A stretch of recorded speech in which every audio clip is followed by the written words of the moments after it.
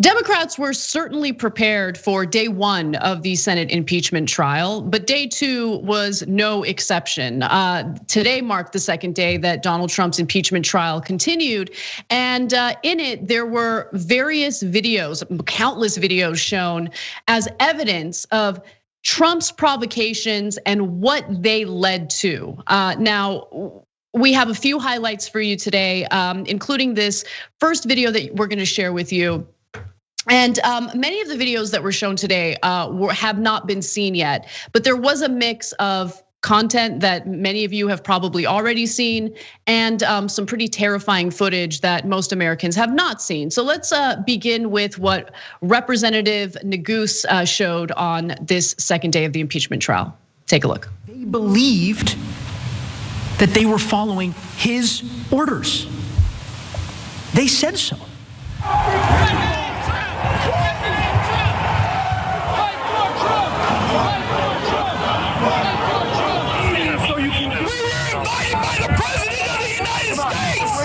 I thought I was following my president.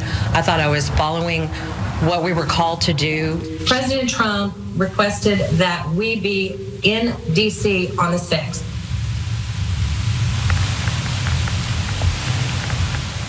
You heard it from them.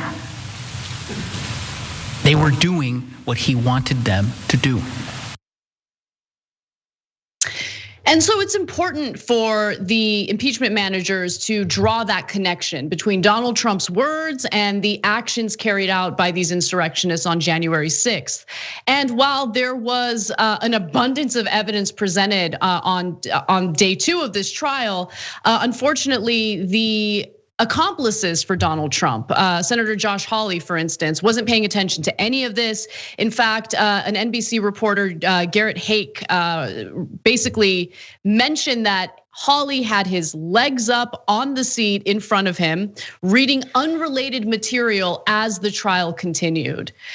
So that's who Josh Hawley is, one of the Republican senators who was willing to challenge the Electoral College votes, even though he knew that there wasn't a single shred of evidence indicating that there was widespread voter fraud in the general election. So John, take it away. What are your thoughts so far?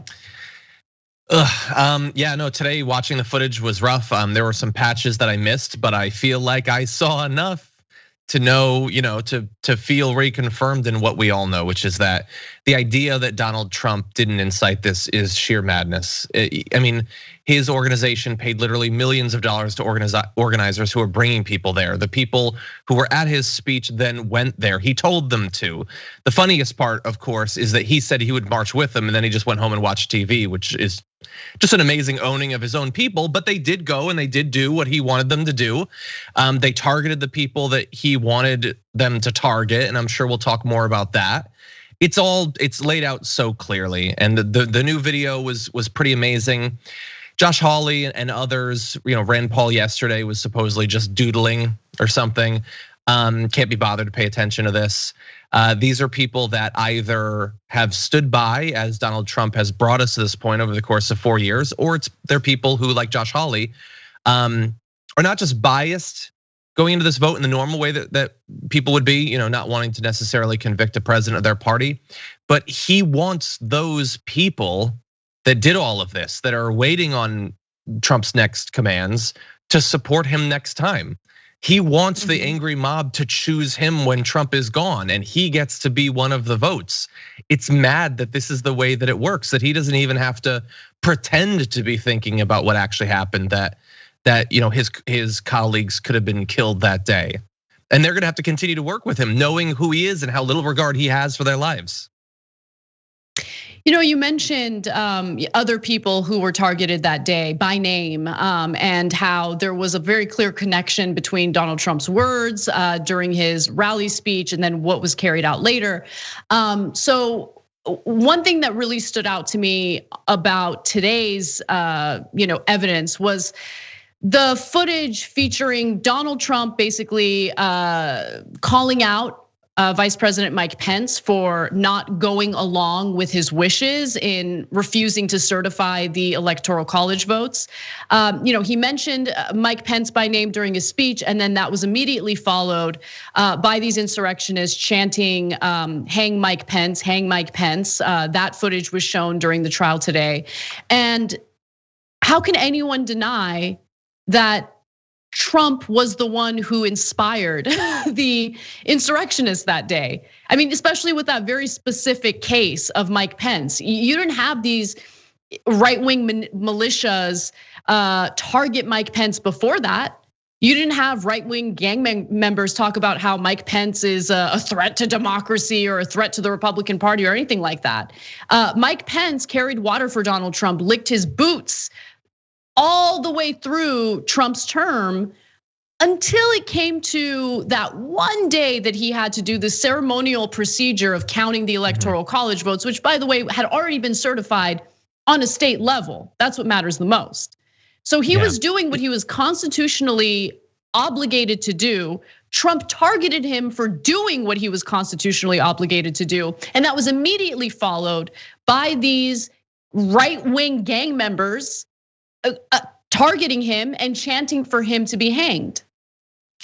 Yeah, and I know it's sort of a strategic thing, but the impeachment managers were very positive towards Mike Pence, talking about how awesome he was and how devoted to the Constitution he was and everything. What he was doing was ceremonial. I guess he did it. That seems like sort of a bare minimum, and I get it. They wanted to kill him, and we have sympathy for people who were targeted by domestic terrorists, totally. Let's also bear in mind that he largely went along in a mostly silent fashion with the big lie for literally months leading up to that. And by the way, considering that there were a lot of people that they wanted to kill that day, Mike Pence was probably the most obvious. There was the most evidence for it, but we saw the video today of them wandering the halls and calling out for Nancy Pelosi as if they were starring in a remake of The Warriors. We saw that. But that said, they wanted Mike Pence the most. They wanted to murder him. They'd elected a gallows. And where is Mike Pence? Where is Mike Pence speaking out about what happened and what these Republican senators should do? He's under no obligation, I suppose, but it sure would be powerful considering that he was targeted and how obvious it was. And as you said, they say it wasn't Trump that inspired this. So if it wasn't Trump, what is the argument for who it was that got these people to think that Pence needs to be killed after 4 years of loyalty? Where did that come from? If Trump is the person who was talking about that, I have a quote. So not only did he talk about him that day in the morning and how Pence needs to come through for us, even though again Pence couldn't do anything. Pence had already told Trump, "There's nothing I can do." The morning of, Trump is still implying that Pence could save them, and if he doesn't, it's because he's choosing not to. As they're hunting for Pence, he tweets about how Pence didn't do what he could have done, even though again he knows that Pence couldn't do anything. On January 4th, 2 days before that, Trump had a rally where he said, "I hope Mike Pence comes through for us. I have to tell you, I hope that our great vice president comes through for us. He's a great guy, because if he doesn't come through, I won't like him quite as much." So who exactly was inspiring these feelings towards Pence, if not Trump? I mean, look, John, I really think that it's important for us to be fair. So let's just wait and see what Donald Trump's highly competent defense team has to say about it. Maybe they have a valid argument in response to what you're saying. No, of course they don't. They were a complete and utter disaster on day one, literally. And we'll talk about that in more detail later in the show. Guy. Maybe the representation will be a little bit better and prepared. But since you're mentioning, Pence, one other piece of footage that was shown today featured Mike Pence literally like running along with his family members. They were being escorted away from the insurrectionists as they had breached the building. And so what really boggles my mind is the degree to which people like Pence fear Trump and fear his supporters, right? Because Pence was a victim of what happened that day. But he's so afraid of Trump's supporters that he is not speaking out against what Trump provoked. He's not speaking out against Donald Trump. I don't know where Mike Pence is right? But we did see we know footage of that him and his family members being escorted away, and they looked incredibly panicked for good reason. Yeah, we know that he apparently felt it was the ultimate betrayal by Trump, what happened on the 6th, and that's what we found out. He hasn't come out and said that. That's what we found out from sources close to him, and that's it. So he knows that they wanted to kill him, and he knows that it was Trump that did that. He feels betrayed by it, but for either for fear or for future political calculations or for God knows what, he is not saying anything, and he hasn't for literally weeks. So we have some more video to get to, and I want to actually start off with something that you referenced, John, and that's the insurrectionists specifically looking for Nancy Pelosi. This is video that was presented for the first time today. I had not seen it, and even though I'm not, really a fan of Nancy Pelosi, it doesn't matter. They were targeting her, and these are people who wanted to physically harm members of Congress who they disagreed with politically. So with that in mind, take a look at what was shown today during the trial.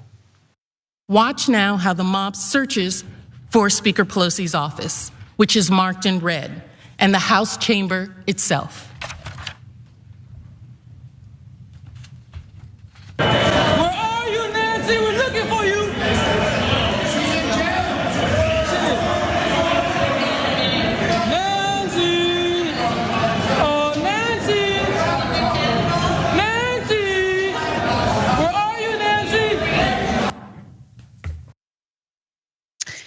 And one thing that became even clearer during today's trial was how many close calls there were, how close the insurrectionists really got to these members of Congress.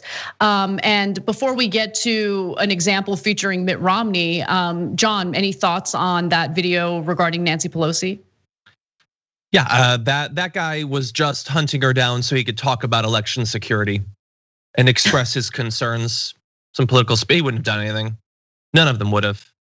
It's this, like, I know that how many times has someone in a situation like we're in right now said, it's impossible to watch this footage and not understand what's going on, except it should be impossible. It's certainly possible to not watch it, even if it's being played in the room you're in.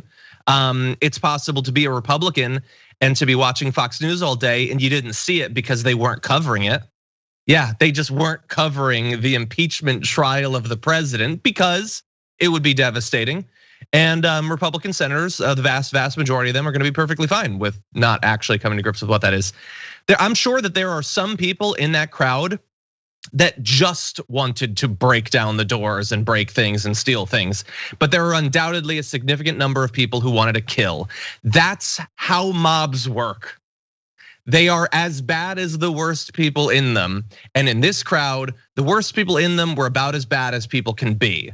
And so whether it's Mitt Romney or Chuck Schumer or Mike Pence or Nancy Pelosi or Ilhan Omar or whoever, any one of those people, if they found them, those people would have been lucky if they got away with only being seriously injured. These people, they were consumed by bloodlust. That guy, I can't even imagine what he was hoping to do with Nancy Pelosi. And as you said, we obviously politically disagree with Nancy Pelosi a ton, but we also understand that those sorts of disagreements feel a little bit less significant when we're talking about politically motivated violence. Some people can't make that distinction. They think that this is a distraction. The increasing desire amongst a number of people in America to murder their political opponents isn't worthy of actually, like critically thinking about that in theory we should look to the things we have in common with these people. After all of those people trying to hunt down Nancy Pelosi are certainly anti-establishment. But no, this, thank God this stuff is being shoved into people's face and they have to have a reminder of what the 6th was actually about, because there are so many people that either ignored it and continue to, or trying to like rewrite history about what it was actually like. One more video for the audience, and this one features Mitt Romney, who also had a close encounter with the insurrectionists, and luckily, with the help of Capitol Police, Officer Goodman specifically, he was turned around to a safer direction. Take a look at that. In this security footage, you can see Officer Goodman running to respond to the initial breach.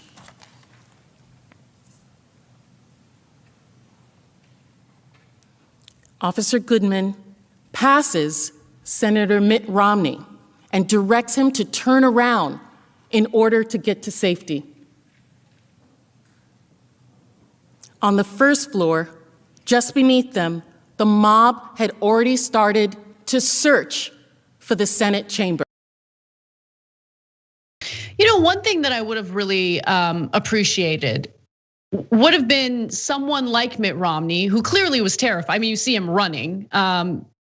I would have liked if he had spoken out in support of Representative Ocasio-Cortez as she was being demonized by people in this country, whether it's politicians, voters, and I'm talking about people on the left and the right who tried to minimize the fear and the terror that she felt that day, because clearly he felt it too.